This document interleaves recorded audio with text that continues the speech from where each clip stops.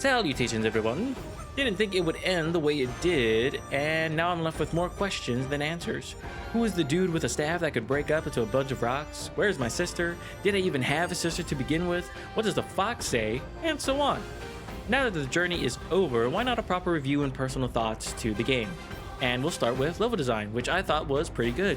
There were fun areas to discover when not chasing after the main story, such as the monstrous toddler or the fancy dance lady that was much earlier in the game.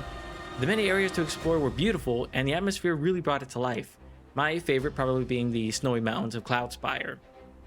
Characters and design were also pretty good too. Our main character, Wuchang, looks fantastic, but feels rather stiff and hollow. Her motivations and struggles are simple, which makes it easy to understand, but hard to connect to due to the lack of emotion from our main character. Design-wise though, she looks amazing, and the outfits add more variety to showing off more appealing, ferocious, and goofy looking combinations. Supporting characters look good, enemy designs were grotesque and cool looking, maybe some funny looking ones here and there, mainly the goblin looking dudes with their bulging eyes. Voice acting was good, but could be better. I think everyone did fine, but when it comes to the voices for characters who are supposed to sound raspy or old, I feels a bit forced and sounds kind of funny. Again, the goblin being a good example, and the older folks in the game. Story, I'd say, was also pretty good too. I feel that there is a simple story and complex story in the world of Wuchang. Simple being the fact that she has a sister to find or rescue, and that she's trying to recover from the feathering, while also trying to get her memories back, since that is one of the symptoms to it. Apparently the feathering has spread like wildfire, and you're off to find a way to cure yourself. Simple and sweet. The complex part, though, at least to a degree, is finding out the cause of it all and learning the lore of each area you visit. It isn't simply handed to you on a platter. You explore, read text, and interact with characters to dive even deeper into the story of Wuchang. This may not be my ideal way of getting the story, but it was still a dynamic I could get behind because of how interesting it would be at times to learn about certain areas that I could have brushed over, like Cloudspire's mistreatment of women or the refugees in the forest of the Bird Lady. In a way, it's kind of rewarding to find out more to the story when discovered. I'm aware it's like that for all Souls-like games, and it's not entirely how I want to experience the story, but I still enjoyed it nonetheless. Gameplay, I would say, was pretty good. It was great. I am a sucker when it comes to combat, and I will say these guys did great. Enemies were a challenge, and minor ones were a nuisance that could ruin the flow of combat by grouping up and jumping you, which forced me to approach more strategically. Yes, I'd make the same mistakes despite knowing this from time to time, but I learn and change things up a bit. Items, magic, and skills really add to combat because it also gives you more ways to think about your approach. There are different weapon choices, which obviously change your combat style. Heavy but slow with blunt weapons, quick and nimble with spears, agile when dual wielding, and I guess balanced with two-handed weapons. Didn't really experiment with other weapons because I'm simple and did not want to put in the time, but it is nice to know I had a choice and wasn't limited to one weapon and fight style.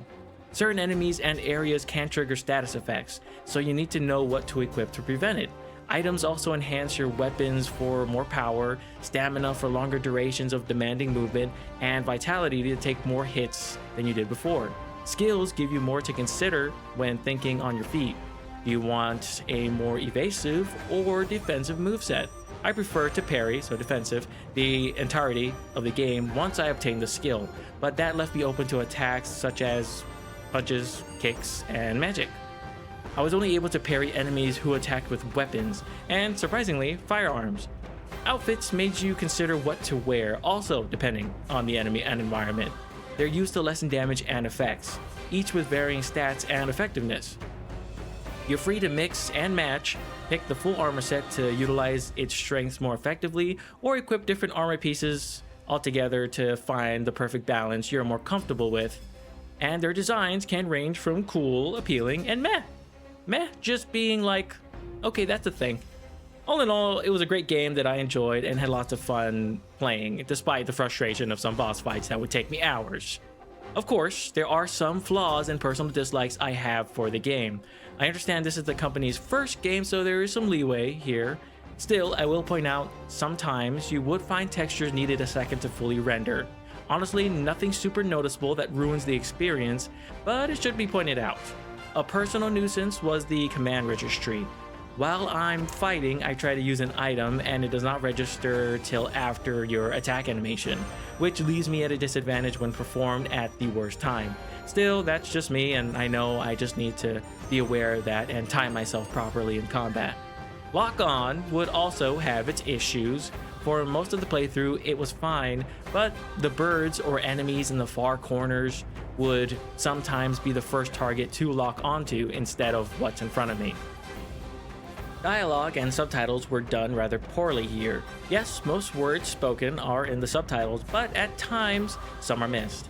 Basically being extra words for you to read and question as to why it wasn't said. Even the grammar needed help.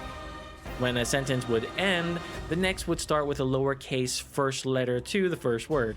Sure, you could say it's nothing too drastic, but it can leave people confused for a second when trying to read and understand. Well, that's my review. What are your thoughts on the game from your experience or ours? Please feel free to share and discuss in the comments. Y'all stay safe, stay blessed, and stay frosty. Deuces!